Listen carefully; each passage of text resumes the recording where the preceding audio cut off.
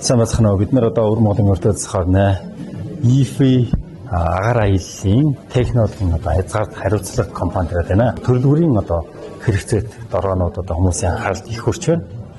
Тариал нэрлэхийн бууд аюун үр мөрөө засахад хэрэгтэй юм шиг байна. Тий. Энэ бол хэрэгцээт маш их хэрэгцээ зүйлс. Энэ дрон бүгдээр нь хэрэгцээтэй ашиглахад хүний ажлыг амарчилсан илүү гоё техникийн шийдлээ л да. Дрон агаараас одоо дэмжлэг тусалсан аавна гэдэг ч бас тэгэл хүний ажлыг илүү их гоё хүмүүжүүлж байгаа бол нэг хэлбэр байна л да. Өдөөж хортон шавьж устгаж гин бас бордож гин тэр утгаараа бол дроныг одоо ашиглаж хөвшүүл бас манай Монголд бас их дайггүй байна гэж харагдаж байна. Ялангуяа хөдөөж хүн салбар тэр дундаа нөгөө газар тариалангийн одоо эрхэлж байгаа хүмүүсийн хувьд бол яг ийм дроныг бол одоо ашиглаад хөвшчих юм бол хүн хүч хөлс тэ бүх юмгаа ер нь бол химнээд их давгүй юм болов гэж харж